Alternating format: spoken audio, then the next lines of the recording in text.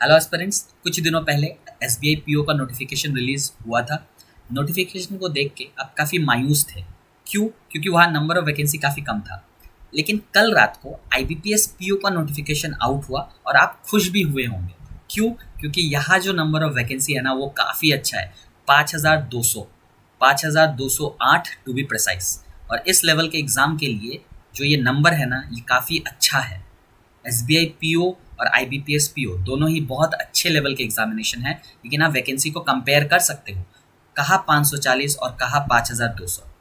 तो हम लोग इस वीडियो का शुरुआत नंबर ऑफ वैकेंसी से ही करते हैं। सबसे पहले यहाँ पे आप डिटेल वैकेंसी का लिस्ट देख सकते हो, किस बैंक ने कितना वैकेंसी रिपोर्ट किया। जो ओवरऑल वैकेंसी है वही अपना टारगेट है 5200। ये जो 5208 है वो फाइनल सिलेक्शन तक 6000 तक जा सकता है, क्योंकि हर साल यही होता है। नंबर ऑफ वैकेंसी जितना भी रिपोर्ट किया जाता है फाइनल सिलेक्शन तक उससे थोड़ा ज़्यादा ही वैकेंसी आपको देखने को मिलता है, क्योंकि बहुत सारे बैंक अभी धीरे धीरे क्या करेंगे, 1-2 महीने के बाद वो अपने अपने कुछ वैकेंसी को बढ़ाते हुए जाएंगे, घटाते हुए जाएंगे। यही प्रोसेस चलता है। बहुत सारे बैंक यहाँ पे आप देखिए, यहाँ पे नॉट रिपोर्टेड है। इन्होंने अभी तक अपना वैकेंसी को रिपोर्ट भी नहीं किया है, तो आगे चल के वो अपने वैकेंसी को रिपोर्ट भी कर देंगे फाइनल सिलेक्शन से पहले पहले तक। सिंपल। अच्छा, अभी आपको पता चल गया कि एक फॉर्म निकला हुआ है, इस पर 5200 वैकेंसी है। आप इसमें अफसर बनोगे बैंक में, लेकिन आपको पता होना चाहिए आप एलिजिबल हो या नहीं। सबसे पहले तो इस फॉर्म को भरने के लिए आपका ग्रेजुएशन कंप्लीट हुआ ज़रूरी है। आप अगर ग्रेजुएट हो तभी आप इस फॉर्म को भर सकते हो। ग्रेजुएशन में आपके कितने मार्क्स थे, आप कौन से स्ट्रीम से थे, कुछ मैटर नहीं करता। अगर आपने ग्रेजुएशन कंप्लीट कर रखा है तब आप इस फॉर्म को भर सकते हो। साथ ही साथ आपका एज 20 से लेके 30 के बीच में होना चाहिए। 20 ईयर्स से लेके 30 ईयर्स तक अगर आपका एज है तब आप इस फॉर्म को भर सकते हो। लेकिन कैटेगरी के हिसाब से आपको रिलैक्सेशन भी मिलता है एज में। तो वो जो भी रिलैक्सेशन है आपके कैटेगरी के हिसाब से आप वो नोटिफिकेशन में चेक कर सकते हो। जो डिटेल नोटिफिकेशन है वो मैंने अपने टेलीग्राम चैनल में आपको प्रोवाइड करके दिया हुआ है पहले ही।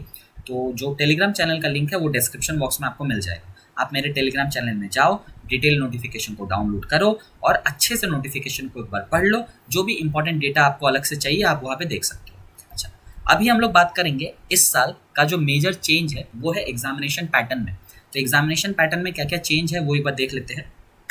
सबसे पहले देखो, प्रीलिम्स का एग्जाम होगा। अच्छा, उससे पहले मैं आपको बता दूं एग्जामिनेशन का स्ट्रक्चर क्या होता है, कैसे सिलेक्शन होता है। प्रीलिम्स का एग्जाम होता है, आप क्वालिफाई करते हो, मेंस देते हो। मेंस का एग्जाम होता है, आप क्वालिफाई करते हो, इंटरव्यू देते हो। मेंस और इंटरव्यू का जो मार्क्स होता है उसका एग्रीगेट होकर आपका फाइनल मेरिट बनता है। Prelims is qualifying in nature, mains and interview आपका फाइनल मेरिट में जोड़ा जाता है। टोटल 3 राउंड में ये एग्जामिनेशन होता है। प्रीलिम्स में थोड़ा सा चेंज है। इंग्लिश 30 क्वेश्चन आएंगे 30 मार्क्स के लिए। क्वांट्स 35 क्वेश्चन आएंगे 30 मार्क्स के लिए। रीजनिंग 35 क्वेश्चन आएंगे 40 मार्क्स के लिए। तीनों ही सेक्शन 20-20 मिनट्स का होगा।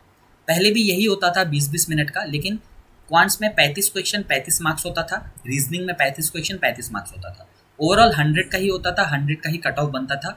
पिछले साल जो कट ऑफ था वो था 48। 45 से लेके 55 के रेंज में ही इसका कट ऑफ रहता है। लेकिन हम लोग पिछले साल के कट ऑफ को ज़्यादा बेस बना भी नहीं सकते, क्योंकि हर साल का पेपर अलग होता है, हर साल कंपटीशन भी अलग होता है। फिर भी एक रेंज अगर आपको मैं दूँ, 45 से लेके 55 तक आपका रॉ मार्क्स होना चाहिए। मतलब कहीं ना कहीं 65-70 के आसपास आप टारगेट करो, ठीक है। क्योंकि इस साल रीजनिंग का वेटेज बढ़ाया हुआ है ना, और रीजनिंग ज़्यादातर बच्चों का अच्छा होता है, तो कहीं ना कहीं कट ऑफ बढ़ सकता है। आप ऐसा मान के चल सकते हो। आपको बस ओवरऑल कट ऑफ क्लियर नहीं करना है, सेक्शनल कट ऑफ भी होगा, आपको उसको भी क्लियर करना होगा। सिंपल। मेंस में भी थोड़ा सा चेंज है। मेंस में टोटल 145 क्वेश्चंस आएंगे 200 मार्क्स के लिए। पहले होता था 155 क्वेश्चन 200 मार्क्स के लिए। आप इंडिविजुअल यहाँ पे चेक कर लो। Reasoning 40 question 60 marks 50 minute. General awareness 35 question 50 marks 25 minute. English 35 question 40 marks 40 minute. Quants 35 question 50 marks 45 minute. Total पहले 180 मिनट का पेपर होता था, अभी 160 मिनट का पेपर है। ऑब्जेक्टिव पेपर देने के तुरंत बाद आपको डिस्क्रिप्टिव पेपर देना होगा, जहाँ पे 2 डिस्क्रिप्टिव क्वेश्चंस आएंगे। एक ऐसे होगा, एक कॉम्प्रेंशन होगा। पहले एक ऐसे होता था, एक लेटर होता था। Total 25 marks 30 minute. यहाँ पे कोई भी चेंजेस नहीं है। टोटल जो कट ऑफ बनेगा वो बनेगा 225 मार्क्स पे।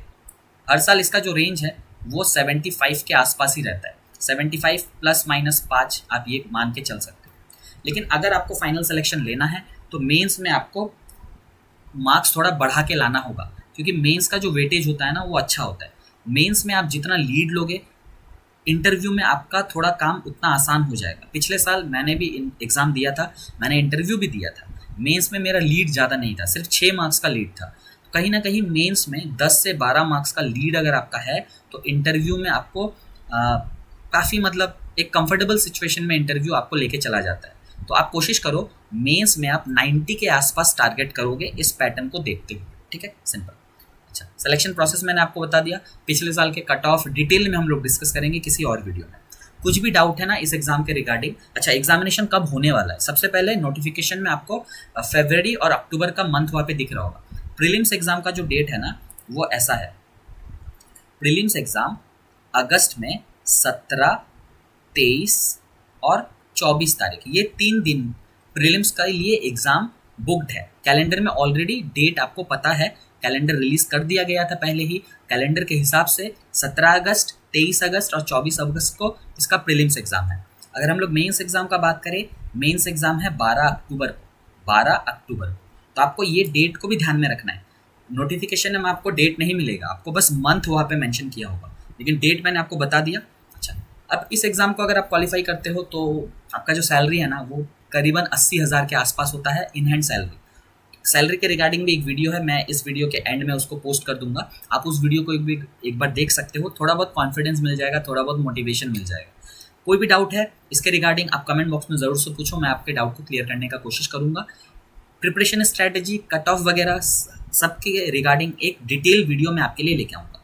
तब तक के लिए आपको क्या करना है, इस चैनल को सब्सक्राइब करके रखना है, ताकि जो भी वीडियो मैं आपके लिए पोस्ट करूँ वो आप सबसे पहले देख पाओ। वीडियो अगर पसंद आया है तो लाइक करो, अपने बाकी जो भी एस्पिरेंट दोस्त हैं उनके साथ शेयर करो।